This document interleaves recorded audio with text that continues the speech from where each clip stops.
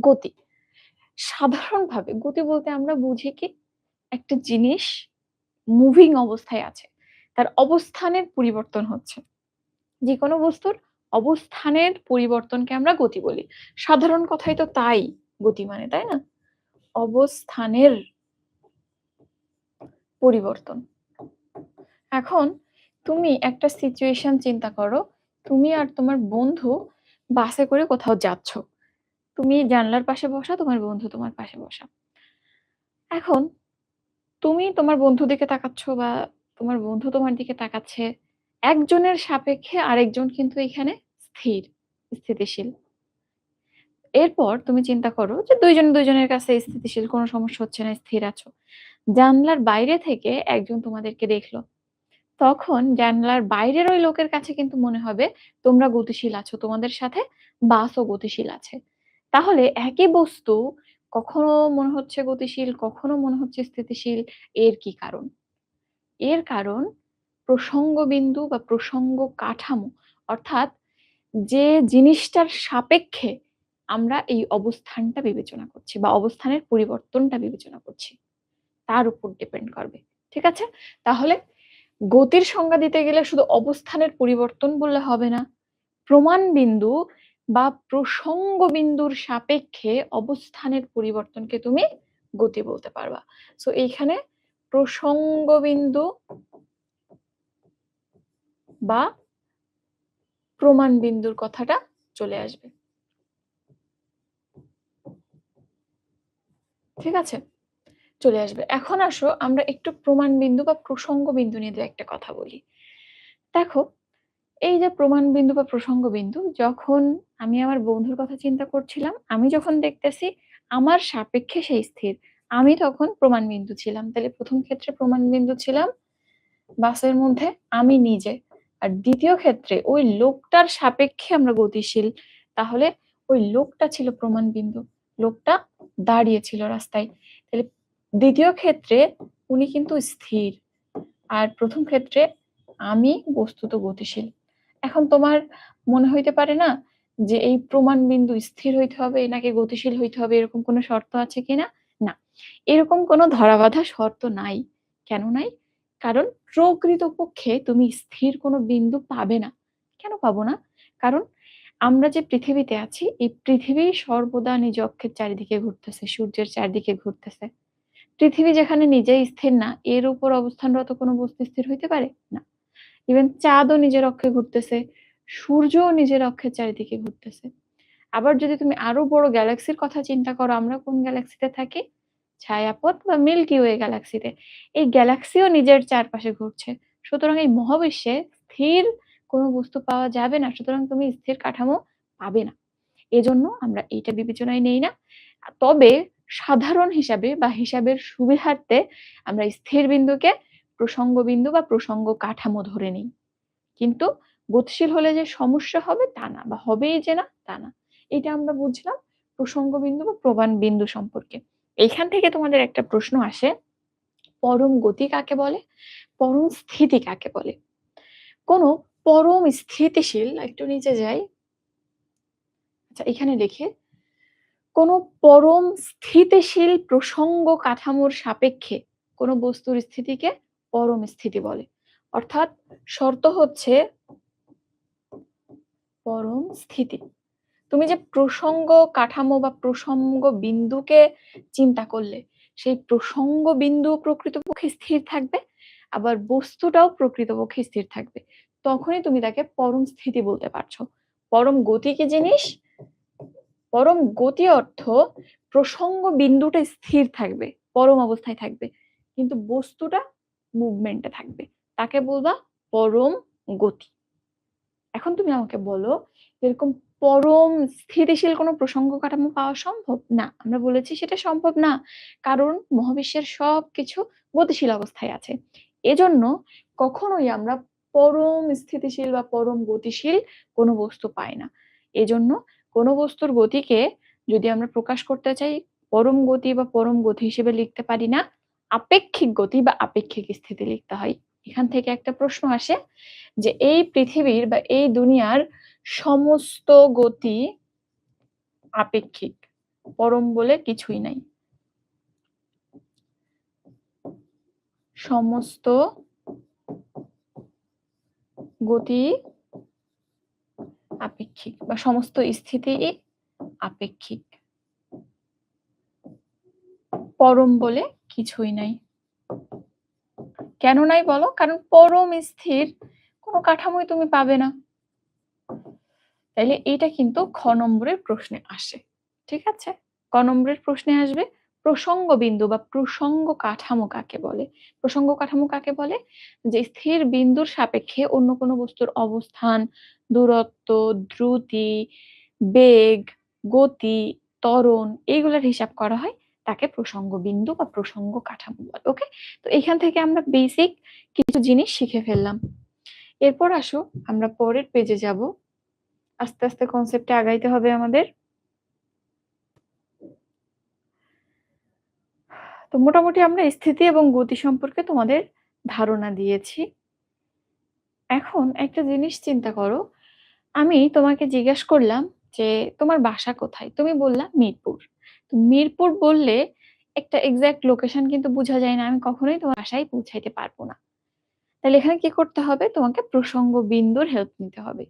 এই প্রসঙ্গ বিন্দুটা হইতে পারে কোথা থেকে? ধরো যদি তুমি মিরপুরের কথা বলো DOSH হইতে পারে বা তোমার বাসা হইতে পারে বা যদি তোমার স্কুলের কথা বলি তোমার স্কুল হইতে পারে। স্কুলকে চেনাইতে বাসার সাহায্য নিবা, বাসাকে চেনাইতে স্কুলের সাহায্য নিবা। তাহলে এই একটা প্রসঙ্গ বিন্দু তুমি নির্দিষ্ট করে নিবা। এবার ওই প্রসঙ্গ বিন্দু থেকে কত দূরে, ধরো তুমি স্কুলে, আমি জানতে চাচ্ছি তোমার স্কুল কোথায়? তুমি বললা মিরপুরে আমার বাসা থেকে ১ কিলোমিটার দূরে। এখন এটা যদি তোমার বাসা হয়, তো বাসা থেকে ১ কিলোমিটার দূরে অনেক জিনিস আছে। এদিকে ১ কিলোমিটার দূরে কিছু একটা আছে, এদিকে আছে, এদিকে আছে, এদিকে আছে, সব দিকে আছে।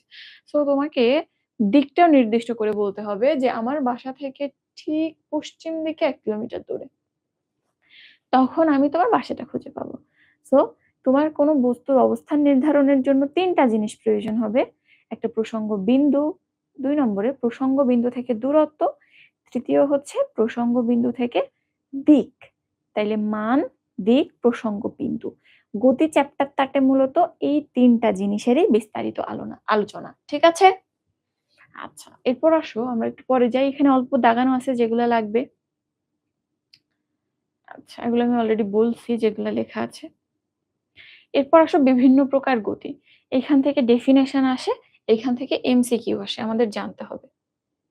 কি কি বললাম? এখান থেকে এমসিকিউ আসে আর ডেফিনেশন আসে। বলবে সরল রৈখিক গতি কাকে বলে? বা বৈশিষ্ট্য দিয়ে বলবে এই ধরনের গতিকে কি বলে এমসিকিউতে। প্রথমে আসো সরল রৈখিক গতি। সহজ কথায় কোনো বস্তুর গতি যদি কোনো সরল রেখা বরাবর হয় তাকে সরল রৈখিক গতি বলে। উদাহরণ, ধরো ছাদ থেকে একটা সুতা ঝুলতেছে, এই সুতায় তুমি একটা পিঁপড়া বসাই দিলা, পিঁপড়াটা ওই সুতা বেয়ে বেয়ে উপরে উঠতেছে, সুতাটা কিন্তু একদম স্ট্রেইট নিচের দিকে আছে, তাইলে ওই যে গতি, সুতার উপর পিঁপড়ার গতিটা, ওইটা একটা সরল রেখা, এরকম রেখা বরাবর হচ্ছে, এটাকে সরল রৈখিক গতি বলতে পারো। বা আমার এই পেনটা দেখো, এই রেখা বরাবর আস্তে আস্তে এদিকে আসছে, তো আমার এই পেনের গতিটাও সরল রৈখিক গতি। আবার ধরো উপর থেকে, ছাদ থেকে তুমি একটা বস্তু ফেলে দিলা, ও সোজা উপরের যে বিন্দু থেকে ফেলছিলা ওই বরাবর নিচে এসে পড়বে, তাইলে এটার গতিও সরল রৈখিক গতি। তাহলে সহজ কথায় যদি কোনো বস্তুর গতিপথ সরল রেখা হয় বা কোনো বস্তু সরল রেখা বরাবর চলে তার গতিকে আমরা সরল রৈখিক গতি বলবো। ২ টা ৩ টা এক্সাম্পল তুমি দিতে পারবা। বা একটা ফুটবল আছে ফ্লোরে, তুমি আস্তে করে এমনভাবে লাথি দিলা সোজা চলে গেল, এটাও সরল রৈখিক গতি। বা একটা মার্বেল আছে টেবিলে, অল্প করে টোকা দিলা সোজা চলে গেল, এগুলো সবগুলোকেই আমরা সরল রৈখিক গতি বলতেছি। ঠিক আছে? আচ্ছা, সরলরৈখিক গতির এখানে ডেফিনিশনটা আছে, কোনো কিছু যদি সরল রেখায় যায় তবে তার গতিটি হচ্ছে সরলরৈখিক গতি। খুবই সহজ। এরপর আসো ঘূর্ণন গতি। ঘূর্ণন গতি কিরকম? এই ফ্যানের গতি, তুমি হাতে সুতায় একটা দড়ি পাথর বেঁধে এভাবে ঘুরাও, এইটা ঘূর্ণন গতি। তারপরে আমরা অনেক সময় ওই যে গোল গোল করে ঘোরে দোলনায় উঠি, ওইটা ঘূর্ণন গতি। ঘড়ির কাঁটা নির্দিষ্ট সময় পর পর ঘুরে আসতেছে, এটাও ঘূর্ণন গতি। তাইলে ঘূর্ণন গতি তুমি খুব সহজে চিনতে পারবা, গোল গোল করে ঘুরবে। ডেফিনেশন কিভাবে দিব?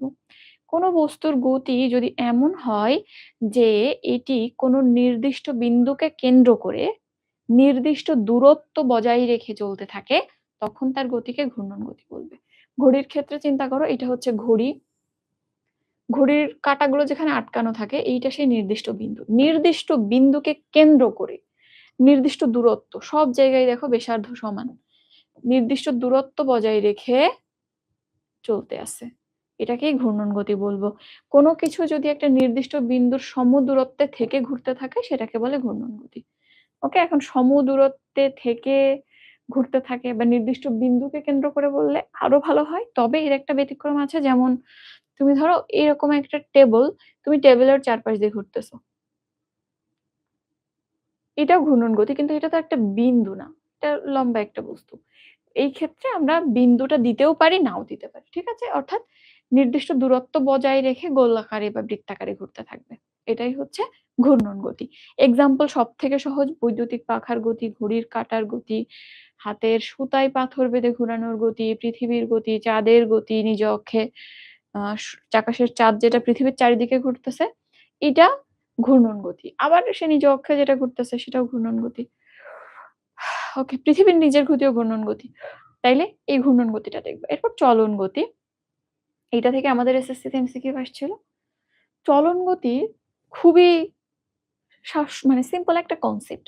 কোনো বস্তু যদি এমন ভাবে চলে, তার প্রত্যেকটা কণা একই সময়ে একই দিকে একই দূরত্ব অতিক্রম করে, তখন সেটাকে আমরা চলন গতি বলবো। প্রত্যেকটা কণা। যেমন আমি যদি এই বক্সটার কথা চিন্তা করি, একটু পর এই বক্সটা এখানে আসলো, তুমি দেখো এর এই কণাটা এত দূর গেল, এই কণাটা এত দূর গেল, আবার এই কণাটা এত দূর গেল, সবগুলো মেপে দেখো সমান হবে। প্রত্যেকটা কণা একই দিকে একই দূরত্ব অতিক্রম করলে সেই গতিটাকে আমরা চলন গতি বলবো। দেখো, কোনো কিছু যদি এমন ভাবে চলে যেন বস্তুর সকল কণা একই সময়ে একই দিকে যেতে থাকে, তবেই সেটাকে চলন গতি বলবো। যেমন আমি একদম সোজা হাঁটতেছি, আমার হাত পা মাথা সবকিছু আমার সাথে সমানভাবে চলছে, এটাকে আমরা চলন গতি বলবো। এবং চলন গতি সাধারণত রৈখিক হয়। চলন গতি সাধারণত রৈখিক হয়। যদি এই বক্সটা এইভাবে না যে ঘুরে এইভাবে এখানে চলে আসতো, তাহলে সকল কণাকে সমান দূরত্ব অতিক্রম করছে, এইটা দেখো অনেক দূর চলে যাবে, সে তুলনায় এটার দূরত্ব একরকম। তাহলে সাধারণত এরা সরল রৈখিক হয়। কোনো বস্তু সরল পথে সরল রৈখিক ভাবে চললে সেটার গতিকে আমরা সহজে চলন গতি বলতে পারি। তবে বক্রপথে যে হবে না তার গ্যারান্টি নেই। যেমন দেখো, এইখানে যে প্লেনের গতিটা, এটা কিন্তু চলন গতি নয়। প্রমাণ কি? এই অবস্থানের এই অবস্থান, দুইটা অবস্থান চিন্তা করো, এই ডানা থেকে বা এই বিন্দু থেকে এই বিন্দুর দূরত্ব কতখানি? 5-6 আঙ্গুলের মতো। কিন্তু এই থেকে এই ডানার দূরত্ব, এটা কিন্তু 2 থেকে 3 আঙ্গুলের মতো। অর্থাৎ এই দুইটা সমবিন্দু যত দূরত্ব অতিক্রম করেছে, এই দুইটা সমবিন্দু তার থেকে কম দূরত্ব অতিক্রম করেছে।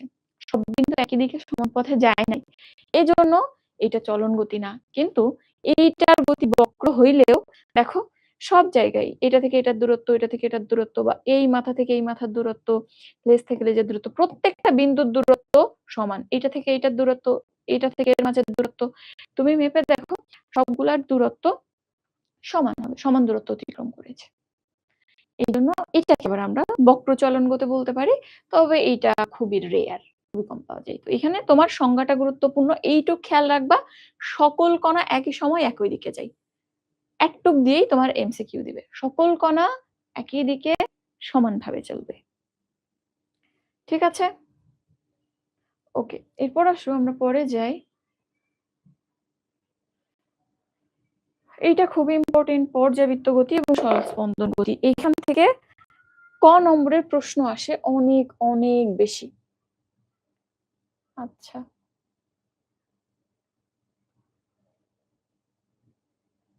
ঠিক আছে, বুঝতেছো তোমরা? এসএসসি কয়েকজন আছো দেখতেছি, তোমরা কি কিছু বুঝতেছো? এরপর পর্যাবৃত্ত গতি। পর্যাবৃত্ত গতি জিনিসটা কি? পর্যায় প্লাস আবৃত, মানে একটা সময় বা একটা স্থানকে আবৃত করে একই কাজ বারবার হবে, এরকম গতিকে পর্যাবৃত্ত গতি বলে। সুন্দর করে যদি সংজ্ঞা আমরা বলি, এখানে যে সংজ্ঞাটা লেখা আছে এটাই তোমাদের মুখস্থ করতে হবে। কোনো গতিশীল বস্তুকণার গতি যদি এমন হয় যে এটি কোনো নির্দিষ্ট বিন্দুকে নির্দিষ্ট দিক থেকে নির্দিষ্ট সময় পর পর একইভাবে অতিক্রম করে, তবে ওই বস্তুর গতিকে পর্যাবৃত্ত গতি বলে। কি কি কথা বললাম? 4টা কথা। কোনো বস্তুকণার গতি যদি এমন হয় যে এটি কোনো নির্দিষ্ট বিন্দুকে নির্দিষ্ট দিক থেকে নির্দিষ্ট সময় পর পর একইভাবে অতিক্রম করে, সেটাকে পর্যাবৃত্ত গতি বলে। যদি আমরা একটু ছবি আঁকি, একটা ঘড়ির ছবি আঁকি, ধরো এইটা একটা ঘড়ি, এটার ঘন্টার কাঁটা, এটা এখন 9টার জায়গায় আছে। তো বস্তুকণার গতি যদি এমন হয় যে এটি একটা নির্দিষ্ট সময় পর পর, তো এই যে ঘন্টার কাঁটাটা ও কিন্তু প্রতি 1 ঘন্টা পর পর এখানে রিচ করবে, এখানে পৌঁছাবে। তাইলে নির্দিষ্ট সময়ের শর্ত মিলল। নির্দিষ্ট দিক থেকে ঘড়ির কাঁটা সব সময় এই দিক থেকে এসে এভাবে ক্রস করবে, ও কি কখনো এইভাবে আসবে? না। তাইলে নির্দিষ্ট দিক থেকে এই শর্ত মিলল। এরপর দেখো একটি নির্দিষ্ট বিন্দু দিয়ে, তো এই যে জায়গাটা, ঘড়ি কি কখনো কাঁটাটা ছোট হয়ে এই জায়গা দিয়ে অতিক্রম করবে? না, ওর লেন্থ এই পর্যন্তই, এই নির্দিষ্ট বিন্দু দিয়েই সে যাবে। তাহলে বিন্দুর শর্ত গেল। তাহলে গতিপথের কোনো নির্দিষ্ট বিন্দুকে নির্দিষ্ট সময় পর পর একই দিক থেকে বা নির্দিষ্ট দিক থেকে একইভাবে অতিক্রম করে, মানে প্যাটার্নটা একই রকম হচ্ছে, এই সমস্ত গতিকে আমরা পর্যাবৃত্ত গতি বলি। 3টাই আমরা ঘড়ির কাঁটার গতির ক্ষেত্রে দেখতে পাই। ঠিক আছে? এইটা আহ ক নম্বরের সংজ্ঞার জন্য very very very very very much important. ঠিক আছে, এখন এর উদাহরণ জানার জন্য আমাদের এই পর্যাবৃত্ত গতির টাইপটা জানতে হবে। পর্যাবৃত্ত গতি সাধারণত 2 ধরনের হয়। একটা স্থানিক পর্যাবৃত্ত গতি, যেখানে স্থানটা গুরুত্বপূর্ণ, আর একটা কালিক পর্যাবৃত্ত গতি, যেখানে সময়টা গুরুত্বপূর্ণ। স্থানিক পর্যাবৃত্ত গতি মানে এই যে দেখো, আমার এই পেনটা পৌঁছাইলো এখানে, এখানে পৌঁছাইলো, এখানে পৌঁছাইলো, তাহলে এইটা ঘুরে এসে এসে একটা বিন্দুকে হিট করতেছে। এখানে স্থানটা ইম্পর্টেন্ট, কোন জায়গায় পৌঁছাচ্ছে। এই ধরনের পর্যাবৃত্তকে গতিকে আমরা স্থানিক পর্যাবৃত্ত গতি বলি। যেমন ফ্যানের গতি বা ঘড়ির কাঁটার গতি, ও নির্দিষ্ট জায়গায় ফিরতেছে, তুমি স্থানিক পর্যাবৃত্ত গতি বলতে পারবা। আর কালিক পর্যাবৃত্ত গতি যেটা, সেটা হচ্ছে ধরো 365 দিন পর পর 21শে ফেব্রুয়ারি আসে, বা ঈদুল আজহার ঠিক 365 না, আরো 10-12 দিন কম হয়। ঈদুল আজহা না বলি, আমরা 16ই ডিসেম্বর বলি। 365 দিন পর পর 16ই ডিসেম্বর আসে। তাহলে এই যে নির্দিষ্ট সময় পর পর আসা, এই ধরনের ঘটনাকে কালিক পর্যাবৃত্তি বলে। যেমন 16ই ডিসেম্বর আমাদের বিজয় দিবস, বা এরকম যে কোনো সময় যা একটা নির্দিষ্ট সময় পর পর আসে। ঠিক আছে, এটা এইচএস এর বইতে আছে, তোমাদের হালকা টাচ দেয়া থাকে কিছু জায়গাতে। তাহলে কালিক পর্যাবৃত্তিটা আমরা বুঝলাম, এখানে শুধু সময়টা গুরুত্বপূর্ণ। আর স্থানিক পর্যাবৃত্তি, এইখানে কিন্তু স্থান অবশ্যই গুরুত্বপূর্ণ, যেমন ঘড়ির কাঁটা একই জায়গায় পৌঁছাচ্ছে, আবার সময়টাও কিন্তু নির্দিষ্ট। তার মানে স্থানিক পর্যাবৃত্তি যেটা, ওখানে তো স্থানটা মেনটেন করা হয়ই, সাথে অটোমেটিক শর্ত অনুযায়ী কাল বা সময়টাও মেনটেন হয়ে যায়। ঠিক আছে, তাহলে এইটা একটু খেয়াল রাখবা। ওকে, গেল। এরপর আসো, আর একটা সংজ্ঞা আছে, এটাও পরীক্ষাতে আসে। সরল স্পন্দন গতি কাকে বলে? সরল ছন্দিত গতি বা সরল ছন্দিত স্পন্দন গতি বা সিম্পল হারমোনিক মোশন, SHM। তো এখানটাতে সরল ছন্দিত গতি এটা এক প্রকার পর্যাবৃত্ত গতি, তবে পার্থক্য কি? এভাবে বলতে হয়, যদি পর্যাবৃত্ত গতিসম্পন্ন কোনো বস্তুর গতি এমন হয় যে এটি এর পর্যায়কালের অর্ধেক সময় একদিকে, বাকি অর্ধেক সময় বিপরীত পথে, একই পথে তার বিপরীত দিকে চলে, সেই ধরনের গতিকে সরল ছন্দিত স্পন্দন গতি বলে। কিরকম? আমি আবার বলি, একটা পেন্ডুলাম আঁকাই, যদি কোনো বস্তুর গতিপথ এমন হয় যে এটি এর পর্যায়কালের অর্ধেক সময় একদিকে, অর্ধেক সময় এদিকে গেল, বাকি অর্ধেক সময় একই পথে তার বিপরীত দিকে চলে।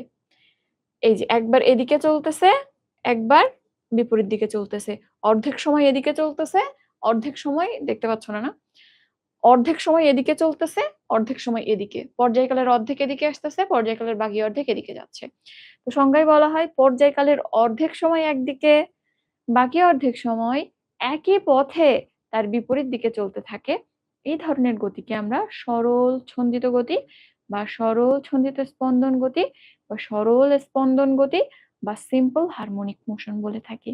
এটাও কিন্তু বেশ গুরুত্বপূর্ণ। একটু দেখবা এর উদাহরণ পেন্ডুলামের গতি, ঘড়ির পেন্ডুলাম বা সরল দোলকের গতি, সরল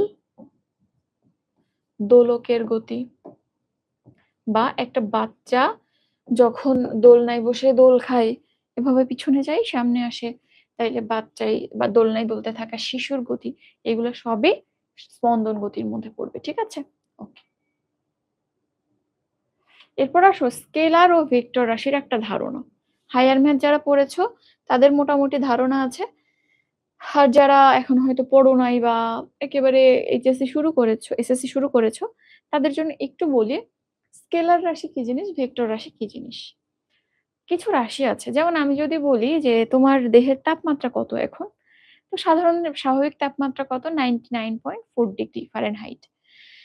তুমি উত্তর দিয়েছো 99 ডিগ্রি ফারেনহাইট ধরো। এটা থেকেই আমি বুঝতে পারতেছি যে তোমার শরীরের তাপমাত্রা কত। আচ্ছা, এরপর আমি তোমাকে জিজ্ঞেস করলাম যে বসুন্ধরা শপিং মল কোথায়, তুমি বললা 4 কিলোমিটার দূরে। এখন এই ইনফরমেশনটা থেকে কি বোঝা যাচ্ছে যে অ্যাকচুয়ালি কোথায়? কারণ আমার বাসা এখানে হইলে 4 কিলোমিটার দূরে এদিকে হইতে পারে, এদিকে হইতে পারে, এদিকে হইতে পারে, এদিকে হইতে পারে, যেকোনো দিকে হইতে পারে। বোঝা যাচ্ছে না। তখন তোমাকে বলতে হবে তোমার বাসা থেকে ঠিক বাম দিকে 4 কিলোমিটার দূরে বা ঠিক উত্তর দিকে 4 কিলোমিটার দূরে। তখনই তার অবস্থানটা নির্দিষ্ট হবে। তো কিছু রাশির ক্ষেত্রে দেখেছো শুধু মান দিয়েই পুরোপুরি জিনিসটা সম্পর্কে ক্লিয়ার হওয়া যায়। কিন্তু কিছু রাশির ক্ষেত্রে শুধু মান দিয়ে স্পষ্ট ধারণা পাওয়া যায় না।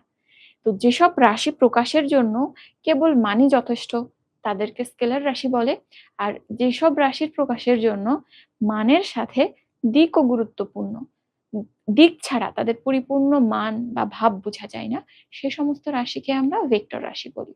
তাহলে সংজ্ঞায় ভাবে যেসব রাশি প্রকাশের জন্য কেবলমাত্র মানই যথেষ্ট তাদেরকে স্কেলার রাশি বলে, আর যেসব রাশির পরিপূর্ণ প্রকাশের জন্য মান এবং দিক উভয়ের প্রয়োজন তাকে আমরা ভেক্টর রাশি বলি। ওকে, জাস্ট তোমাদের এখানে এতটুকু কনসেপ্ট আছে, আমি তোমাদের বলে দিয়েছি উদাহরণ কিরকম কিরকম হবে।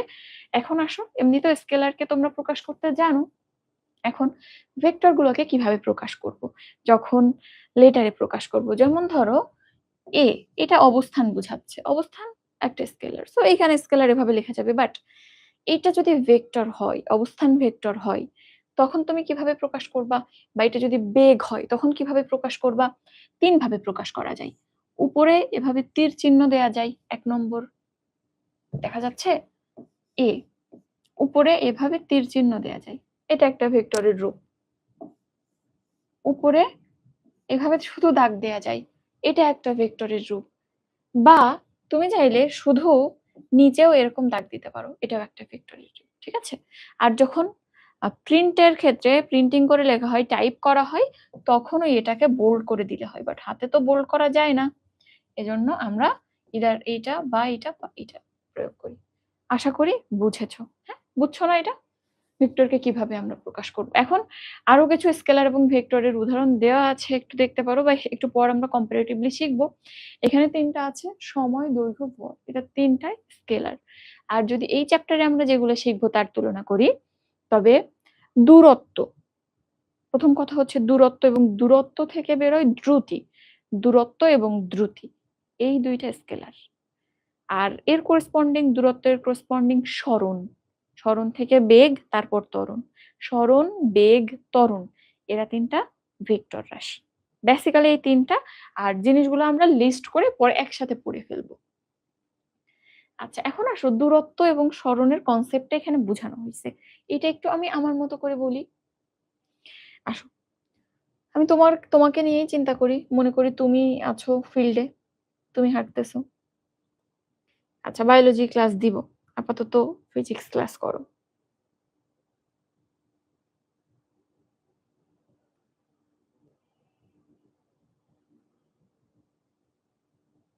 ক্লিয়ার তো আছে না?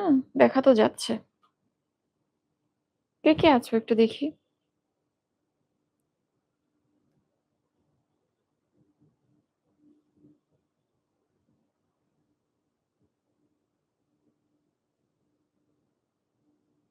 হুম। তো দেখো আমরা এখন শিখব দূরত্ব এবং দ্রুতি।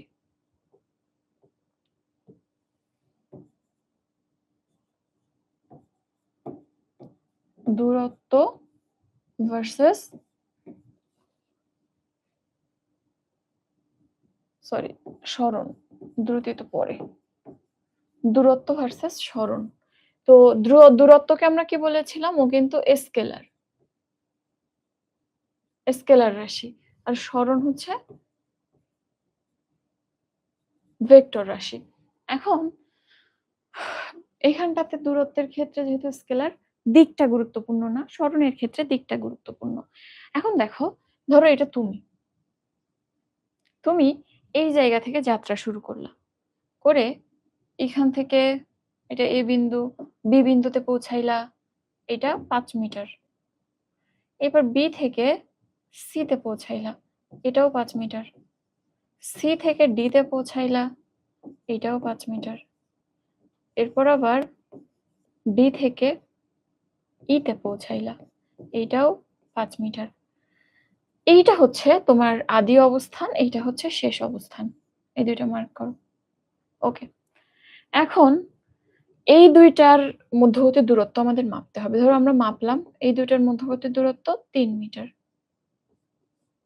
এখন আসো এইখানে দূরত্ব কোনটা, সরণ কোনটা? দূরত্ব মানে কি নরমালি আমরা বলি যে এই জায়গা থেকে ওই জায়গা পর্যন্ত যেতে তোমার যতখানি ডিস্টেন্স পার করতে হবে সেটা কিনা দূরত্ব। তাহলে এইখানে তোমার টোটাল অতিক্রান্ত দূরত্ব কতটুকু? এ থেকে শুরু করে ই পর্যন্ত আসতে যতখানি পথ তোমাকে পেরোইতে হয়েছে সেটাই দূরত্ব। তাইলে এখানে 5 মিটার, এখানে 5 মিটার, 5 আর 5 10, 15, 20। তোমাকে এ থেকে ইতে আসতে এ ই ইজ ইকুয়াল দূরত্ব ইজ ইকুয়াল 20 মিটার। তাহলে তোমার এখানে টোটাল অতিক্রান্ত পথ কতটুকু? 20 মিটার। এটাই তোমার দূরত্ব। এখানে আমি দিকটাকে ইম্পর্টেন্ট ধরছি না। এখন আসো সরণ। সরণ কি জিনিস? সরণের সংজ্ঞা হলো কোনো বস্তুর আদি অবস্থান এবং শেষ অবস্থানের মধ্যবর্তী দূরত্বকে সরণ বলে। আদি অবস্থান এবং শেষ অবস্থানের মাঝখানে যে দূরত্বটা, অর্থাৎ এখানে দিকটা ইম্পর্টেন্ট। তাহলে তোমার আদি অবস্থান কই ছিল? এখানে। শেষ অবস্থান কোনটা? এইখানে। এই দুইটা বিন্দুর মাঝখানে যে দূরত্ব, এটাই তোমার সরণ। তাহলে এখানে সরণ ইজ ইকুয়াল জাস্ট এই এতটুকু। সেটার মান কত? 3 মিটার। তাহলে এখানে সরণ 3 মিটার। ক্লিয়ার? তাইলে দূরত্ব তুমি যতটুক ডিস্টেন্স অতিক্রম করবা, সবটুক, যত পথ অতিক্রম করবা। আর সরণ জাস্ট শেষ বিন্দু মাইনাস প্রথম বিন্দু, এই দুইটার মধ্যবর্তী যে পথটা, এটাই সরণ। এবং এখানে দূরত্বের ক্ষেত্রে কোনো দিক ইম্পর্টেন্ট কিছু না, কিন্তু সরণের ক্ষেত্রে অবশ্যই দিকটা গুরুত্বপূর্ণ। ঠিক আছে? ওকে। এটা আমরা দেখে ফেললাম। তাইলে দূরত্ব কি, সরণ কি, কিভাবে মেজার করতে হয়। দূরত্ব স্কেলার রাশি, সরণ ভেক্টর রাশি। এখন আসো আর দুইটা রাশি। একটা হচ্ছে, আচ্ছা এটা একটু ছোট করতে পারলে ভালো হইতো। একটা হচ্ছে বেগ, আর একটা হচ্ছে দ্রুতি। বেগ বা দ্রুতির সংজ্ঞা কি? একক সময়ে যতটুকু দূরত্ব অতিক্রম করা হয় সেটাকে দ্রুতি বলে। একক সময়ে, 1 সেকেন্ডে যতটুকু দূরত্ব অতিক্রম করা হয় তাকে দ্রুতি বলে। এটা একটা স্কেলার, কারণ তুমি কোনো দিকের কথা বলতেছো না। তাহলে একক সময়ের অতিক্রান্ত দূরত্ব হচ্ছে দ্রুতি। বেগ কি জিনিস? কোনো নির্দিষ্ট দিকে একক সময়ে অতিক্রান্ত দূরত্বকে বেগ বলে। তাহলে যেহেতু এটা নির্দিষ্ট দিকের কথা বলতেছি, সুতরাং এইটা অতি অবশ্যই ভেক্টর হবে। এখন আসো তাহলে বেগ এবং দ্রুতি এই সিনারিও থেকে আমরা কিভাবে বের করব। দেখো, সহজ হিসাব, দ্রুতির ইকুয়েশন আমরা কিভাবে লিখি? দ্রুতির ইকুয়েশন এভাবে লেখা হয়, দ্রুতি স্কেলার কার সাথে সম্পর্কিত? দূরত্বের সাথে, কারণ ও স্কেলার। দূরত্ব বাই সময়।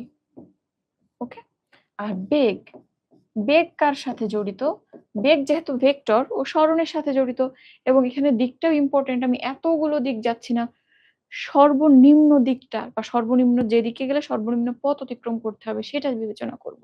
তাহলে এই ক্ষেত্রে সরণটা ইম্পর্টেন্ট, সরণ বাই সময়। ক্লিয়ার? এখন জাস্ট দ্রুতি এবং বেগ বের করার জন্য তুমি মানটা বসায় দাও।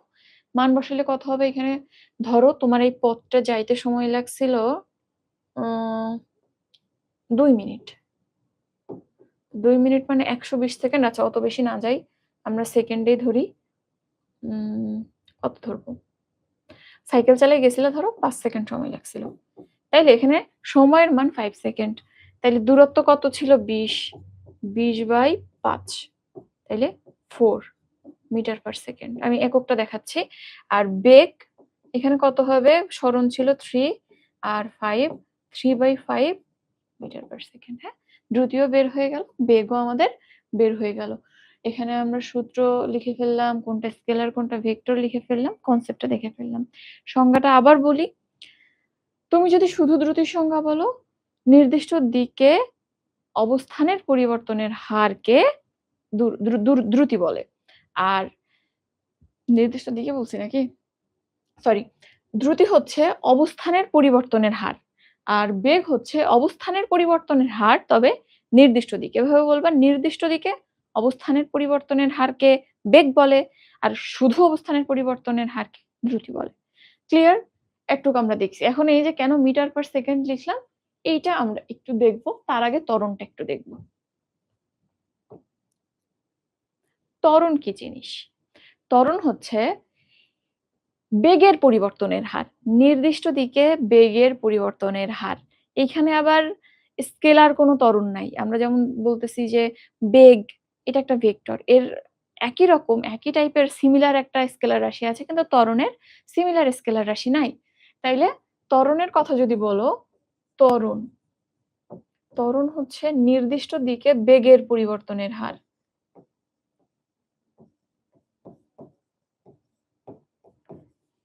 নির্দিষ্ট দিকে বেগের পরিবর্তনের হার। এখন কোনো কিছুর হার বলতে কি বুঝি বলো তো আমরা? এনিথিং। আমার বয়সের হার, মানে আমার বয়স বাই টাইম। তারপরে হচ্ছে বেগের পরিবর্তনের হার, বেগের পরিবর্তন বাই সময়। যে কোনো জায়গাতে হার মানেই সামথিং, ওই জিনিসটা বাই সময়। তাইলে এখানে বেগের পরিবর্তনের হার মানে ত্বরণকে আমরা এ দিয়ে প্রকাশ করি, এ ইজ ইকুয়াল বেগের পরিবর্তন বাই সময়।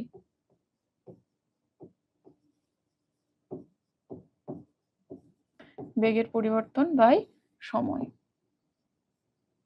ঠিক আছে? এখন তুমি বেগের পরিবর্তন কিভাবে বের করবা? ধরো একটা বস্তুর আদিবেগ ছিল ইউ। আদিবেগকে কি দিয়ে প্রকাশ করি আমরা? ইউ দিয়ে। কেন? ইউ আগে, ভি পরে।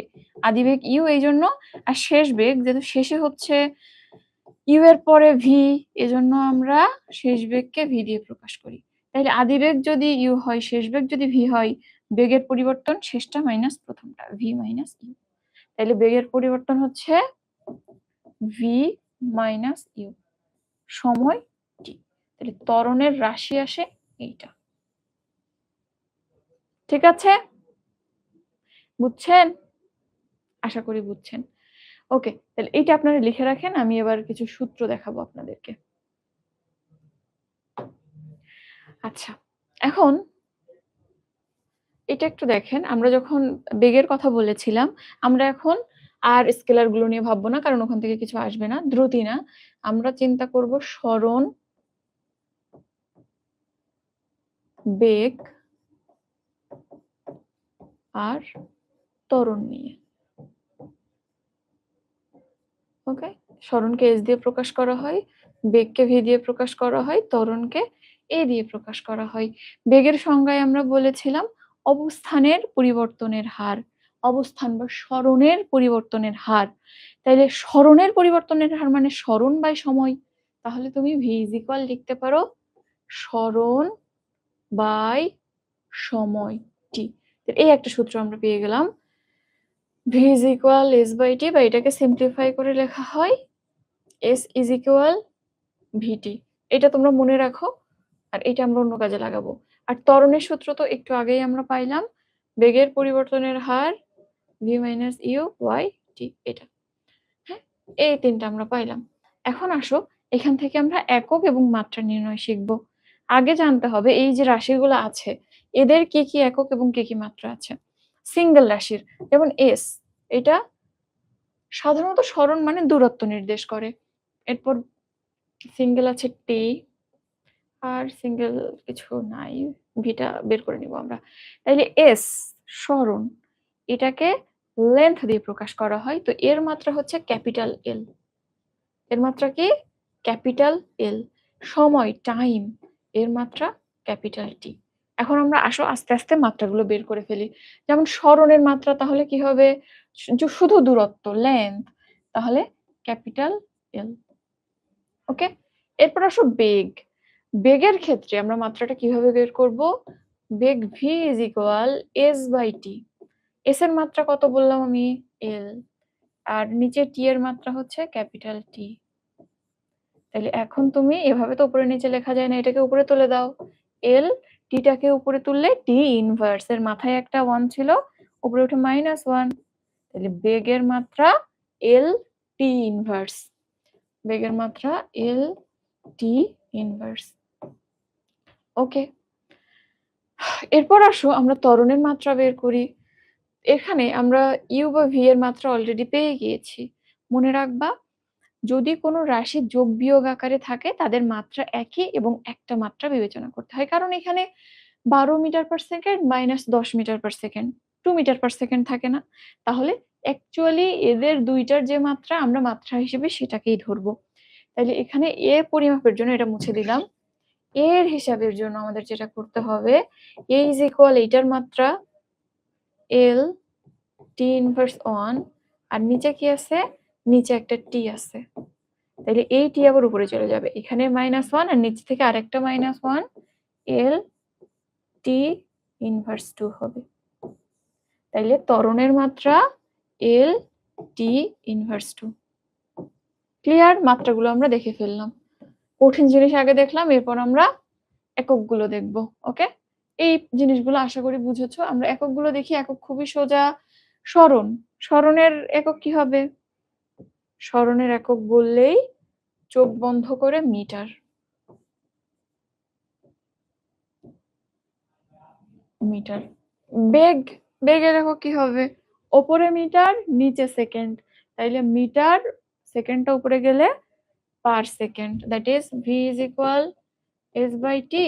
উপরেরটা মিটার, নিচেরটা সময়ের জন্য সেকেন্ড, দ্যাট ইজ এসটা উপরে গেলে এম এস ইনভার্স 1। তাহলে এখানে বেগের ক্ষেত্রে মিটার পার সেকেন্ড বা মিটার ইনভার্স। আর ত্বরণের ক্ষেত্রে কি? ত্বরণের ক্ষেত্রে আবারও বলি, যোগ বিয়োগ থাকলে সেটা কিন্তু একটা রাশি বা একটা ইউনিট হিসেবে চিন্তা করতে হয়। তো ভি এরও যা ইউ এরও তা, এবং এটা তো তোমরা জানো যে একই রকম মাত্রার রাশি ছাড়া যোগ বিয়োগ করা যায় না, গুণভাগ করা যায়, এবার যোগ বিয়োগ করতে হলে একই মাত্রার এবং একই কি বলে ওটাকে, কি বের করতেছি রে আমরা? একক, একই একক এবং একই মাত্রার রাশি লাগে। সো এই দুইটার একই, এবং সেটাই তুমি বসাও। মিটার পার সেকেন্ড একটু আগে আমরা দেখলাম, বাই নিচে সেকেন্ড। তাহলে এখানটাতে কি হবে? এখানটাতে এই এসটা উপরে যাবে, মিটার সেকেন্ড ইনভার্স 2। এটাই না ত্বরণের একক? তাইলে আমরা এককগুলো বের করে ফেললাম, মাত্রাগুলো বের করে ফেললাম শুধুমাত্র সূত্র থেকে। খুব সহজে ভাবে সূত্র থেকে কিন্তু একক মাত্রা বের করা যায়। এসএসসি পর্যন্ত বা তার হায়ার লেভেল পর্যন্ত এভাবে করে ফেলা যায় জিনিসগুলা। তাইলে আমরা এই জিনিসগুলার একক মাত্রা শিখে ফেললাম। ওকে, এখন আসো আমরা কিছু সূত্র বের করা শিখব, যেটা অ্যাকচুয়ালি তোমাদের ম্যাথে কাজে লাগে বা যেখান থেকে ম্যাথগুলো আসে। তার মধ্যে দু একটা সূত্র আমরা দেখছি অলরেডি। আচ্ছা, দু একটা সূত্র এর মধ্যে আমরা অলরেডি দেখছি, যেমন একটা সূত্র আমরা দেখছি S is equal VT।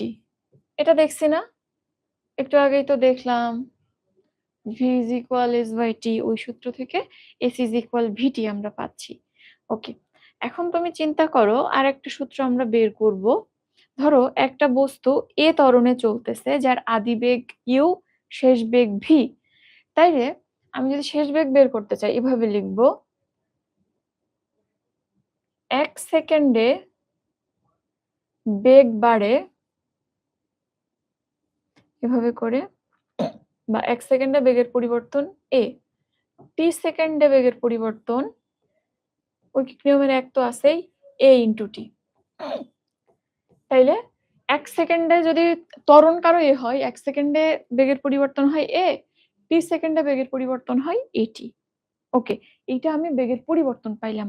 এখন আগে আদি অবস্থায় বস্তুটির বেগ কত ছিল? u, আর এইটা পরিবর্তন, দ্যাট ইজ তুমি আগের সাথে যদি পরিবর্তনটা যোগ করে দাও তাহলেই শেষ বেগ পেয়ে যাবা। তাহলে শেষ বেগ v এর সূত্র এইটাই, v is equal u plus at।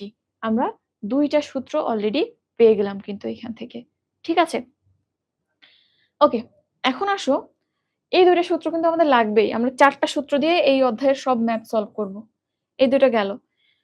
এরপর আসো আমরা গড় বেগের সূত্র দিয়ে আরেকটা সূত্র বের করব। গড় বেগের সূত্র কি? গড় বেগকে তুমি যদি ক্যাপিটাল V ধরো, গড় বেগ মানে হচ্ছে কোন বস্তুর আদি বেগ এবং শেষ বেগের যোগফলের গড়। দ্যাট ইজ যদি আদি বেগ u হয়, শেষ বেগ v হয়, u plus v/2, এটা হচ্ছে গড় বেগ। তাইলে আমরা এটাকে এভাবে লিখতে পারি u plus v/2। এখন এই জায়গাটাতে তুমি v এর মানটা বসায় দাও। v এর মান কত? u plus at। তাইলে u plus v এর মান u plus at/2। ওকে, এখন তুমি এই জায়গাটাতে কমন নাও। কিভাবে কমন নিবা?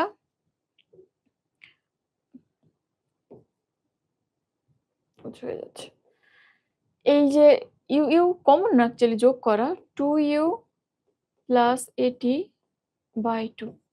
এখন 2 দিয়ে ভাগ করে দাও, মানে দুইজনকেই দিয়ে দাও u। এপাশে 2 কেটে যাচ্ছে, u হচ্ছে প্লাস, এখানে হাফ ইন্টু এটি হচ্ছে। তো গড়বেগ v এর এরকম একটা মান পাইলাম। এবং গড়বেগের এরকম হিসাব কখন করতে পারি? যখন ত্বরণটা সুষম হয়। সমস্ত ক্ষেত্রে আমাদের কিন্তু ত্বরণ এখানে সুষম। তাহলে এই আরেকটা সূত্র পাইলাম। এই সূত্র থেকে আমরা আরেকটা সূত্র বের করব। কিভাবে দেখো? আমরা জানি S is equal VT। S is equal VT। এই v এর জায়গায় তুমি এটা বসাই দাও। তাইলে এটা বসাই দিলে t into u plus half at। t দিয়ে গুণ করে দাও ut plus half at square. তাইলে s is equal ut plus half at square. এই আরেকটা সূত্র পাইলাম। তাহলে বড় সূত্রের মধ্যে এই একটা পাইলাম, আর এই একটা পাইলাম। s is equal vt, ওটাও লাগে। আর আরেকটা সূত্র আমরা এখন বের করব। গেল? এই কয়টা বুঝছো যারা আছো? নিব সব এসএসসির সমস্ত ফিজিক্স, কেমিস্ট্রি, বায়োলজির সব চ্যাপ্টার, সবকিছু ক্লাস নেব। টেনশনের কিছু নাই। ওকে, আশা করি এটা বুঝছো। এটা আমি আমার টেলিগ্রাম চ্যানেলে ফাইলগুলো দিয়ে দিব। এখন এখান থেকে আরেকটা সূত্র আমরা বের করব। আমরা একটু আগে পাইলাম v is equal u plus at। এটাকে আমরা হোল স্কয়ার করব। তাইলে এই পাশে স্কয়ার করলে v স্কয়ার, আর এ পাশে স্কয়ার করলে a square plus 2ab plus b square এর ফর্মুলা অ্যাপ্লাই করব। তাহলে কি রকম হবে? u স্কয়ার প্লাস এই দুইটার square, a square t square, আর 2ab টা আমি পরে লিখলাম 2uat। ওকে ওকে, এরপর এখান থেকে আমরা 2a কে কমন নিব। 2a কে কমন নিলে এখান থেকে দেখো u স্কয়ার 2a, না একটা a যাচ্ছে, এখান থেকে 2a কে কমন নিব। 2a কে কমন নিলে এখানে তো আর 2 নাই, তাইলে হাফ হবে। হাফ, যে 2 কাটলে আবার ওই at স্কয়ারই থাকে। একটা a নিলাম, একটা t আছে, একটা a আছে, আর t প্লাস এখান থেকে 2a কমন নিলে ut থাকে। বুঝছো? এখান থেকে 2a কমন নিলে 2 নাই, এজন্য তো হাফ। পরে আবার কাটাকাটি হয়ে যাবে তুমি যদি গুণ করে এই ফর্মে যাইতে চাও। আর এর একটা নিয়ে নিলাম, একটা আছে, আর টি তো নিই নাই, সো টি স্কোয়ার। আর এখান থেকে 2a কমন নিলে ইউটি থাকে, এটা লিখলাম। এখন মনে করে দেখো তো, আমরা একটু আগে যে ফর্মুলাটা বের করেছিলাম সেটা কি ছিল? S is equal U T plus half T square, এরকম ছিল না? তাহলে এর জায়গায় এস বসায় দাও, তাহলে আমাদের নতুন সূত্র V square is equal U square plus 2as চলে আসলো। ঠিক আছে, তাহলে এই যে 4টা সূত্র আমরা পাইলাম, এই দিয়ে এই চ্যাপ্টারের যত ম্যাথ সব আমরা সলভ করে ফেলবো। ওকে, আচ্ছা, তাহলে মোটামুটি ফর্মুলা আমরা দেখে ফেলছি। এখন আমরা একটু বইতে যাই। দূরত্ব সরণ আমরা পড়ে ফেলছি, কোনটাকে দূরত্ব বলবো কোনটাকে সরণ বলবো। মাত্রা শিখেছি আমরা, দ্রুতি এবং বেগ শিখেছি, মাত্রা শিখেছি, মান বের করা শিখেছি। গড় দ্রুতি মানে মোট অতিক্রান্ত দূরত্ব বাই সময়। এটা যদি ত্বরণটা অসম থাকে সেক্ষেত্রে গড় দ্রুতি বের করার হিসাব। আর যদি ত্বরণ সুষম থাকে তাহলে আদিবেগ প্লাস শেষ বেগ বাই 2, এটা হচ্ছে গড় দ্রুতি বের করার সময়। একটু লিখি গড় দ্রুতির আর একটা ফর্মুলা কি? একটা অতিক্রান্ত দূরত্ব বাই সময়, আর একটা হচ্ছে আদিবেগ প্লাস শেষ বেগ বাই 2। এই দুইটা ফর্মুলা দিয়ে আমরা বের করতে পারি। এখানে এটা সুষম থাকে, দ্যাট ইজ সমত্বরণ থাকে। এখানে আর তেমন কিছু নাই। আচ্ছা, এইখান থেকে আমাদের আরেকটা কনসেপ্ট জানতে হবে। ধরো ধরো আমি সাইকেল নিয়ে একটা রাস্তা দিয়ে যাচ্ছি, রাস্তার ছবিটা আঁকাই। এরকম একটা বাঁকা রাস্তা দিয়ে আমি যাচ্ছি, গ্রামের রাস্তা, সাইকেল নিয়ে। সাইকেলের গতি সব সময় 20 কিলোমিটার পার আওয়ার আছে। সাইকেলের গতি 20 কিলোমিটার পার আওয়ার। এই রাস্তা দিয়ে আমি যাচ্ছি। সাইকেলের গতির কিন্তু গতি বা এই যে কি বলবো, এটাকে দ্রুতই বলি, এই মানটার কোনো পরিবর্তন নাই। 20 কিলোমিটার পার আওয়ারেই আমি পুরো পথ চলতেছি। এখন প্রশ্ন হচ্ছে যে এখানে বেগের কি কেউ কোনো পরিবর্তন হচ্ছে? বেগ এর কি কোনো পরিবর্তন হচ্ছে? চিন্তা করো তো একটু।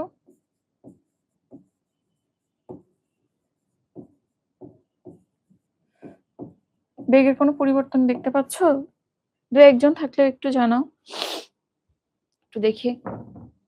সারা পথ আমি স্কুল পর্যন্ত এভাবেই গেলাম।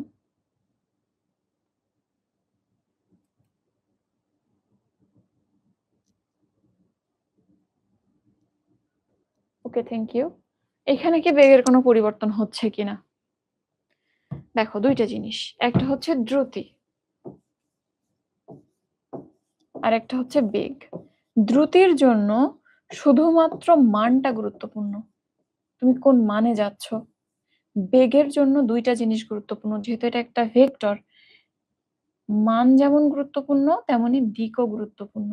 মানের পরিবর্তনেও বেগের পরিবর্তন হয়, দিকের পরিবর্তনেও বেগের পরিবর্তন হয়। তাহলে এখানে মানের পরিবর্তন হচ্ছে না, কিন্তু এই যে এই জায়গায় যে তোমার দিকটা চেঞ্জ হয়ে গেল, এজন্য বেগের পরিবর্তন হবে। তাইলে প্রশ্ন আসতে পারে, প্রশ্ন, আঁকা বাঁকা পথে সাইকেল চালালে বেগের কি কোনো পরিবর্তন হয়? আঁকা বাঁকা পথে একই দ্রুতিতে সাইকেল চালালে বেগের কি কোনো পরিবর্তন হয়? হ্যাঁ হয়। কেন হয়? কারণ প্রত্যেক বাঁকের সাথে সাথে দিক পরিবর্তিত হয়ে যায়, দিকের পরিবর্তনের কারণে বেগের পরিবর্তন হয়ে যায়। ঠিক আছে, এইটা আমাদের জানতে হবে। এটা আশা করি বুঝেছো। এরপর আমিও এটা দিয়ে দিব তোমাদের। আরেকটা জিনিস দেখো, এইখানে এইটা খুব কমন একটা এক্সাম্পল। একটা দড়ির মাথায়, দেখি দড়ি আছে নাকি এখানে, দড়ি নাই, তার আছে। ধরো এর মাথায় কিছু একটা বেঁধে তুমি এইভাবে ঘুরাচ্ছ, এই যে ঘুরাচ্ছ, একই দ্রুতিতে ঘুরাচ্ছ, মুভমেন্ট একই সময় একই রকম হচ্ছে। তাহলে এইখানে কি কোনো রকম বেগের পরিবর্তন হচ্ছে? চিন্তা করো তো। এরকম বৃত্তাকার পথে কোনো বস্তু যখন ঘোরে, আমি তোমাকে বলেছি যে একই সময়ে একই পথ যাচ্ছে, ধরো সেটা 10 কিলোমিটার পার আওয়ার। কিন্তু এই বস্তুটা এইখানে থাকলে, আমরা জানি বৃত্তাকার পথে বস্তুর যদি গতিশীল থাকে বেগের দিক হয় ওই বিন্দুতে অঙ্কিত স্পর্শক বরাবর। এইখানে দিক এদিকে, এইখানে দিক এদিকে, আবার এইখানে আঁকলে এইখানে দিক এদিকে। এরকম প্রত্যেকটা জায়গায় দিক আলাদা, আলাদা। যেহেতু ওই বস্তুটা একেক বিন্দুতে একেক দিকে গতিশীল, এজন্য বৃত্তাকার পথে যেকোনো বস্তুর ঘূর্ণন হলে অবশ্যই তার বেগ থাকবে। বাধ্য বেগ থাকতে। কারণ মানের পরিবর্তন না হলেও ক্রমাগত দিকের পরিবর্তন হয়। ঠিক আছে? এখান থেকে একটা প্রশ্ন আসে যে বৃত্তাকার পথে কোনো বস্তু ঘুরলে বা সুতায় বেঁধে একটি পাথর ঘোরালে এর বেগের কি কোনো পরিবর্তন হয় বা এর বেগ কি ধরনের হয়? তুমি লিখবা যে এর বেগ সর্বদা পরিবর্তন হয়। ঠিক আছে? এবং কেন হয় সেটাও আমি লিখেছি। এখন আমাকে বলো এই ক্ষেত্রে ত্বরণ হয় নাকি হয় না? ত্বরণের সংজ্ঞায় আমি কি বলেছি? বেগের পরিবর্তনের হারকে ত্বরণ বলে। তো এই বেগের পরিবর্তন ২ ধরনের পরিবর্তন হইতে পারে। একটা বেগের মানের পরিবর্তন, আরেকটা দিকের পরিবর্তন। তাহলে এইখানে যদি মানের পরিবর্তনও না হয়, দিকের পরিবর্তন হচ্ছে, সেখানে ত্বরণ আছে। আবার ওই যে রাস্তার কথা চিন্তা করো। রাস্তায় তুমি যে চলতেছো, সবসময় ২০ কিলোমিটার/আওয়ারে চলছো, কিন্তু তুমি যে দিক চেঞ্জ করছো, এইখানেই তোমার ত্বরণটা সৃষ্টি হচ্ছে। সুতরাং এখানে বেগের পরিবর্তন হয় কি হয় না এভাবে প্রশ্ন আসে। আবার ত্বরণ হয় কি হয় না এভাবেও প্রশ্ন আছে। তোমাকে কনসেপ্টটা জানতে হবে। ঠিক আছে? তাহলে আশা করি এটা বুঝছো। এখানে সবকিছু লেখা আছে, তুমি দেখে নিবা। এটা কিন্তু একবার এইচএসসি লেভেল পর্যন্ত লাগে। আচ্ছা, ত্বরণ মন্দন অলরেডি আমরা দেখেছি। ত্বরণ মানে বেগের পরিবর্তন এবং ত্বরণ শব্দটা সাধারণত পজিটিভ দিক বুঝায়। অর্থাৎ ধীর থেকে আস্তে, আস্তে দ্রুততার দিকে গেলে সেটাকে আমরা ত্বরণ বলি। একটা বস্তু স্লো চলছিল, সেখান থেকে তার বেগটা যদি বাড়ে সেটাকে ত্বরণ বলি। যদি উল্টা হয়, অর্থাৎ দ্রুত চলমান বস্তু যদি বেগ হারায়, সেক্ষেত্রে সেটাকে আমরা মন্দন বলি। তাইলে মন্দনের সংজ্ঞা যদি কেউ জিজ্ঞেস করে, ঋণাত্মক ত্বরণকে মন্দন বলে। এতটুকু জানলেই চলবে। আচ্ছা, এইখানে সেই সূত্রের প্রতিপাদন দেখানো আছে। আমি তোমাকে এতক্ষণ যেটা দেখাইলাম। ওকে, আশা করি এটা পারবা। এই যে এগুলো আমি তোমাকে দেখাইলাম, ওই সেই ফান্ডামেন্টাল ৩-৪ টা সূত্র। এই সূত্র কয়টা একটু লিখা রাখো বা স্ক্রিনশট দিয়ে রাখো। অনেক বেশি কাজে লাগে।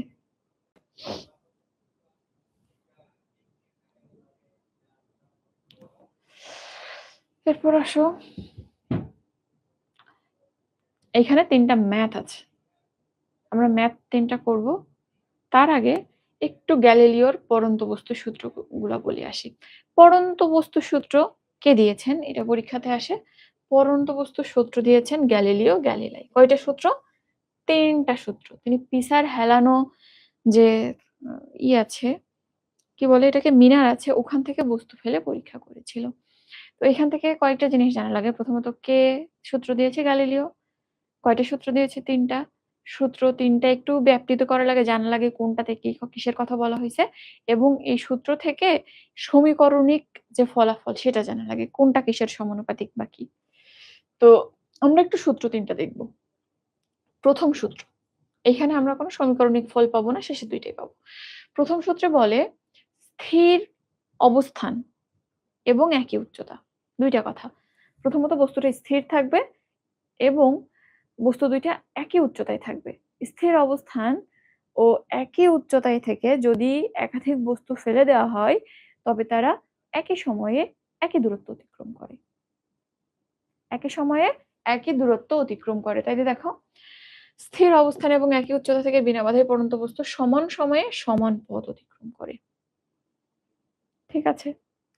আ এটাকে তুমি কিভাবে লিখতে পারো? যদি আমরা সূত্রে ফেলতে চাই, ফালা যায়, যায় না যে তা না।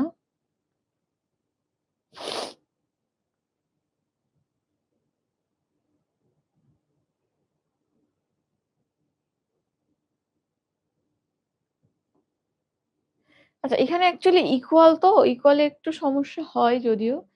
তো আমরা এখানে আসলে এইজন্য সমীকরণিক ফলাফল দেই না। জাস্ট এতটুকু মনে রাখো, স্থির থাকবে, একই উচ্চতায় থাকবে। যতগুলা বস্তু হোক না কেন তাদের ফালায় দিলে একটা নির্দিষ্ট সময় পর নির্দিষ্ট দূরত্বই সবাই অতিক্রম করবে। সবাই একই লেভেলে থাকবে। এটা একটা সূত্র। এরপর ২য় সূত্র দেখো।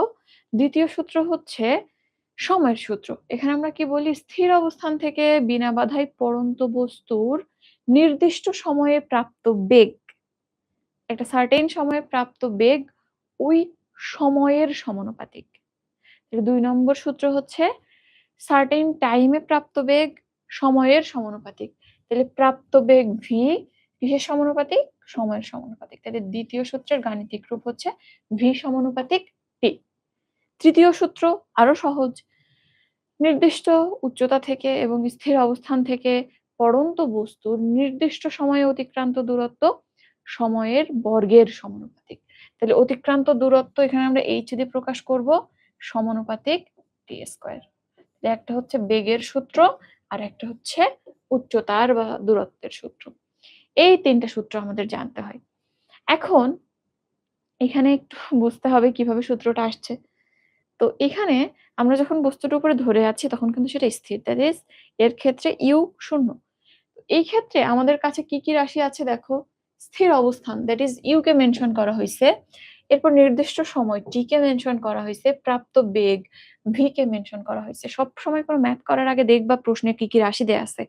ওই রাশি কয়টা লিখে নিয়ে দেখবা যে ওই যে ৪ টা সূত্র আছে, কোন সূত্রের মধ্যে ওই রাশিগুলো আছে। যেমন টি ভি ইউ এটা কোন সূত্রে আছে? এটা কিন্তু V is equal U plus A T সূত্রে আছে। এবং তোমরা জানো যে এরকম অভিকর্ষ বলের ক্ষেত্রে বা মহাকর্ষ বলের ক্ষেত্রে যখনই ত্বরণের কথা চিন্তা করবে অভিকর্ষ ত্বরণ জি এর কথা ভাববা, এবং জি কিন্তু তুমি জানো অলরেডি। হ্যাঁ? তো এখানে তাহলে তুমি এই সূত্রে যাবা, V is equal U plus A T, যেখানে সবই তোমার দেয়া আছে। তাহলে ভি ইউ তো এখানে 0 বুঝতে পারতেছো, ইউ বাদ। তোমার হাতে থাকে ভি ইজ ইকুয়াল ইটি, যেখানে এ একটা সমানুপাতিক ধ্রুবক, কারণ জি অলওয়েজ কনস্ট্যান্ট। থাকে কি ভি সমানুপাতিক টি। একইভাবে এইচ সমানুপাতিক টি স্কয়ার এই সূত্র থেকে আসে, H is equal U T plus half এর স্কয়ার। ইউ যেহেতু 0 এটা কাটাকাটি হয়ে যায়, আর এটা তো ধ্রুবকই এ জি, জিও ধ্রুবক, তাহলে এইচ সমানুপাতিক টি স্কয়ার থাকে।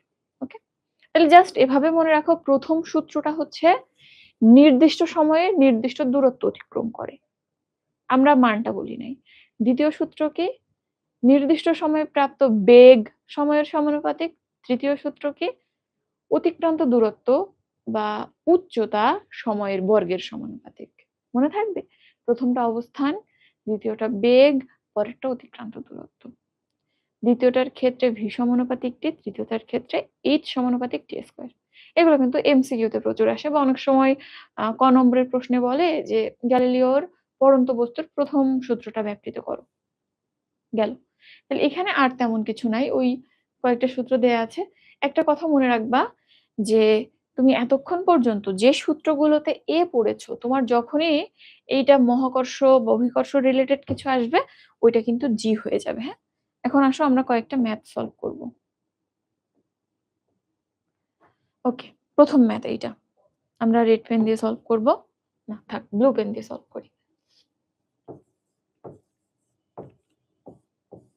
ব্লু পেন দিয়ে সলভ করি। প্রশ্ন কি আছে আবার বলি, কোনো ম্যাথ ফিজিক্স এর ক্ষেত্রে তুমি এসএসসি বলো এইচএসসি বলো যে কোনো লেভেলের ম্যাথ সলভ করার আগে কি কি রাশি দেয়া আছে সেটাই পাশে আলাদা করে নিবা, তাহলেই ম্যাথ করা ইজি হয়ে যাবে।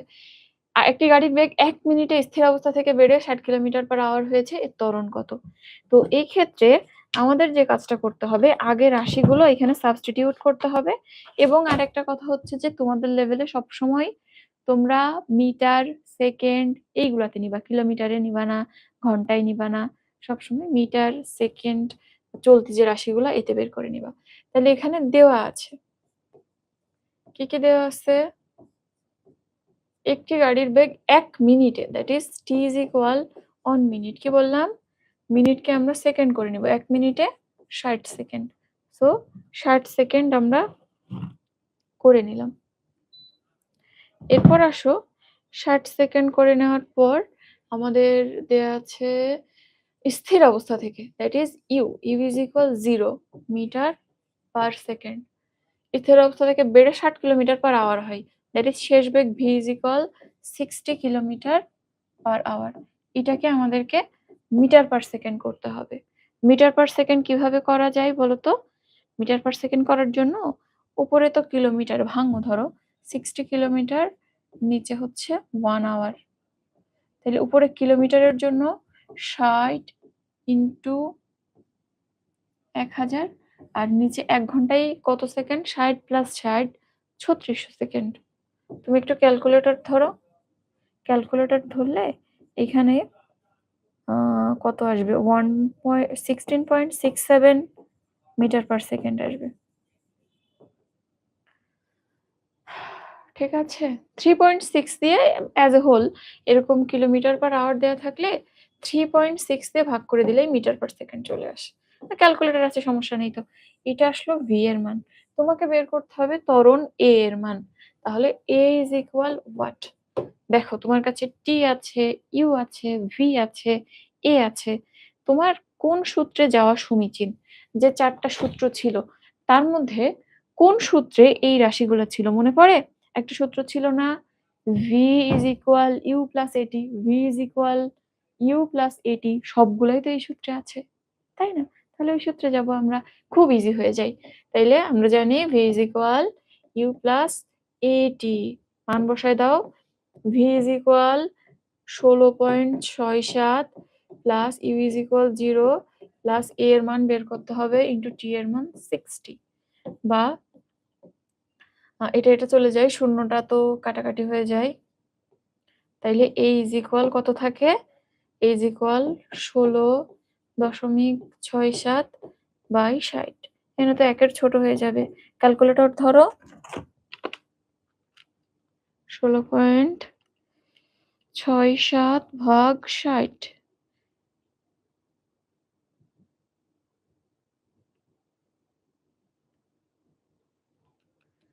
0.278, 0.278 এ ত্বরণ, তাইলে একক হবে মিটার পার সেকেন্ড স্কয়ার।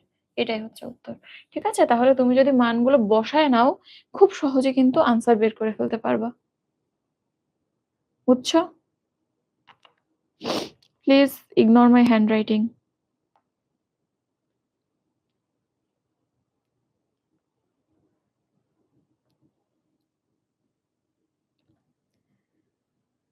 আচ্ছা, এরপর আসো আমরা পরে যাই। আচ্ছা, কে বলতেছো টেক্সট বুক রিডিং এর মতো না পড়ায় যদি নোট করে পড়াতেন ভালো হয় তাহলে। আচ্ছা, নোট করে পড়াবো। সময় মানে আমি তো জাস্ট একেবারে শুরু করছি। No time apart. যে কথাগুলো বলতেছি এইগুলোই লিখে আনতে হবে। বাট একটু সময় করে নিই। আচ্ছা, এখন আসো এইখানে প্রশ্নে কি বলছে? একটি গাড়ি ৬০ মাইল পার আওয়ার বেগে চলতে, চলতে তার ইঞ্জিন বন্ধ হয়ে যায়।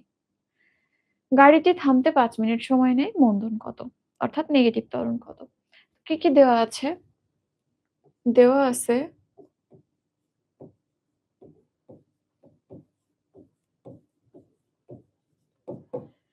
৬০ মাইল পার আওয়ার বেগে চলছিল। দ্যাট ইজ এটা আদিবেগ। u is equal 60 miles per hour. তাইলে এটাকেও তো আমাদের মিটার পার সেকেন্ড করতে হবে। তো এটা কিভাবে করা যায় দেখো। আমরা 60 মাইল উপরে থাকবে, নিচে থাকবে ১ ঘন্টা। তো আমরা জানি ১ মাইল সমান ১৬০০ কিলোমিটার। এটা তো জানো। ১৬০০ মিটার, 1.6 কিলোমিটার ১৬০০ মিটার। আর আগের মতোই ৩৬০০ সেকেন্ড। তাহলে মিটার পার সেকেন্ডে এই দুইটা কাটাকাটি করলে কত হয়? 0.5 হয়। 0.5 এর কাছাকাছি আরকি। দাঁড়াও। ১৬০০ ভাগ ৩৬০০।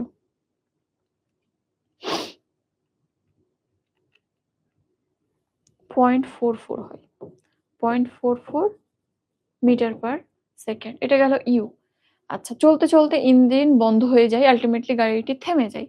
সো এখানে v is equal কত পাবো আমরা? v is equal পাবো 0 মিটার পার সেকেন্ড। টাইম কতক্ষণ লাগে? ৫ মিনিট। তাহলে t is equal 5 into 60 second. That is ৩০০ second.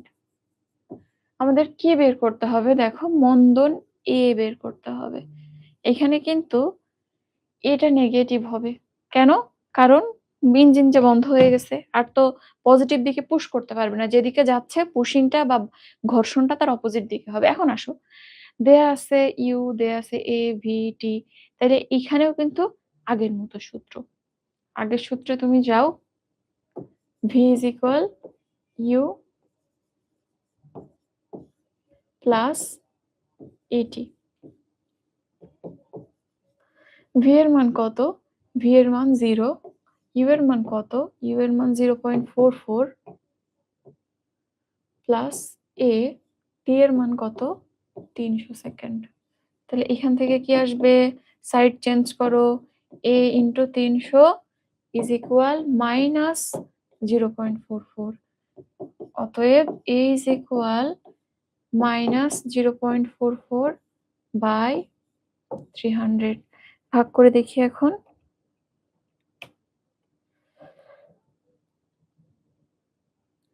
অনেক কম আসতেছে।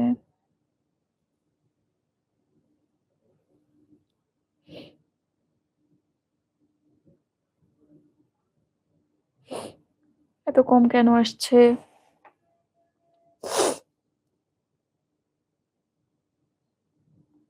এখানে 1600। ও আচ্ছা, এখানে 60 মাইল ছিল, আমি শুধু 1 মাইল ধরছি।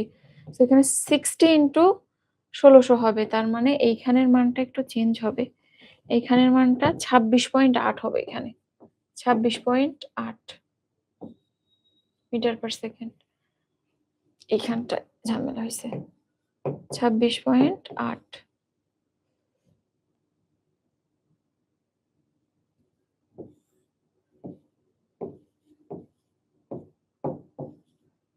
ছাব্বিশ পয়েন্ট আট নিচে 300।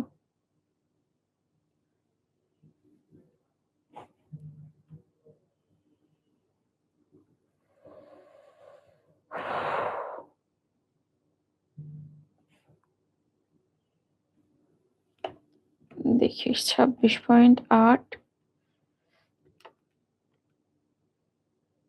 By 300, 0.0983, 0.0893 metre per second square. আবার ভাবতেছিলাম ওই রিফাত ভাইয়ের মতো হয় কিনা।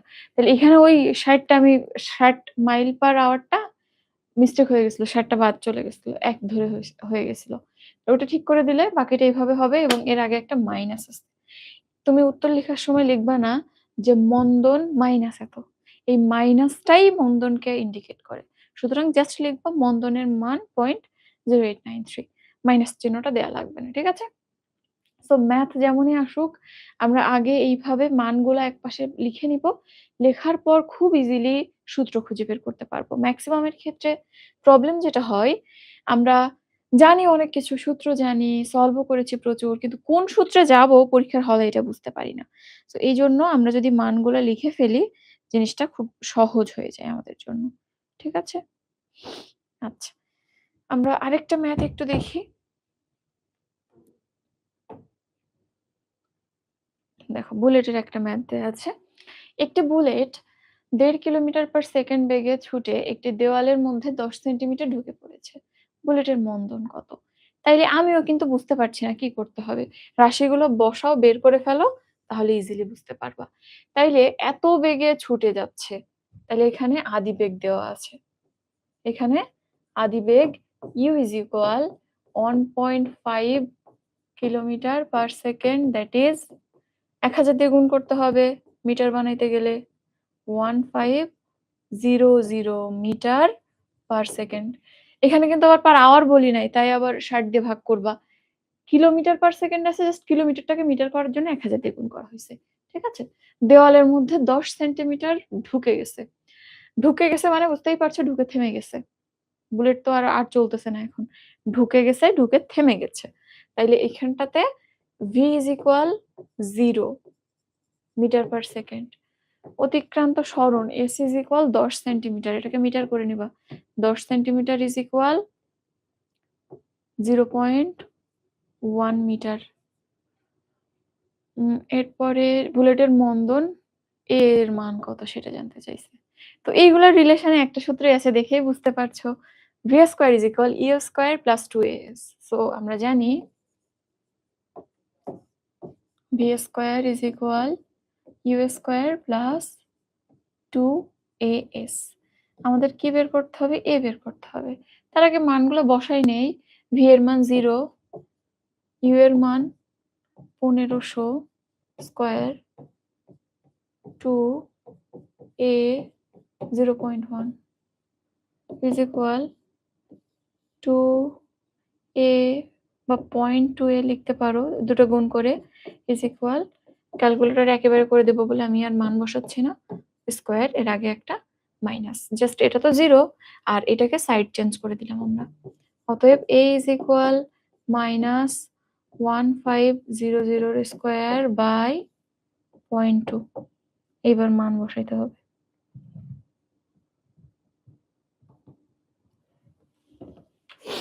দাঁড়াও, 1500 স্কয়ার ভাগ 0.2। আমি এসির রিমোটে ম্যাথ করতেছি, আর বইলো না। তো এখানে কি হবে তাহলে? মাইনাস 1125, তারপর 4টা শূন্য। এটা কি জিনিস? ত্বরণ। তাহলে মিটার পার সেকেন্ড স্কয়ার। এবং মাইনাস কেন? ওই যে মন্দন বেগ আস্তে আস্তে কমছে, বেশি থেকে শূন্য হয়ে গেছে আগের মতনই। উত্তর লেখার সময় লিখবা মন্দনের মান এত, মাইনাস লেখার দরকার নেই। ঠিক আছে? মাইনাস কখনো লিখবা না, এটা জাস্ট ডিরেকশন ইন্ডিকেট করে যে বেগ প্রাইমারিলি যেদিকে কাজ করতেছিল মন্দনটা তার অপোজিট দিকে হচ্ছে, সে যাচ্ছিল ওদিকে, মন্দন তাকে পেছন দিকে টেনে ধরতেছে, যার জন্য একসময় থেমে যাচ্ছে। ঠিক আছে? তো এই তো আজকের চ্যাপ্টারটা মোটামুটি এই পর্যন্তই ছিল। আমরা চেষ্টা করেছি সবকিছু টাচ করার।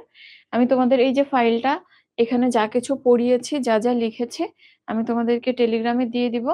আমার Telegram channel learn with Nishat আপু, ওর লিংক এখানে দিচ্ছি, তোমরা একটু জয়েন হয়ে নিও। আমরা আস্তে আস্তে, আমার ফার্স্ট ক্লাস এটা ফিজিক্সের, গতকালকে একটু বায়োলজি পড়াইছিলাম। তো এরপর থেকে আস্তে আস্তে আমরা হাতে লিখে নোট করে যেভাবে তোমাদের সুবিধা হয় সেভাবে পড়াবো। বাট চেষ্টা করব আগামী ৩-৪ মাসের মধ্যে অন্তত এইচএসসির ফিজিক্স, কেমিস্ট্রি, বায়োলজি আর ইংলিশটা পড়াইতে, শেষ করতে আরকি।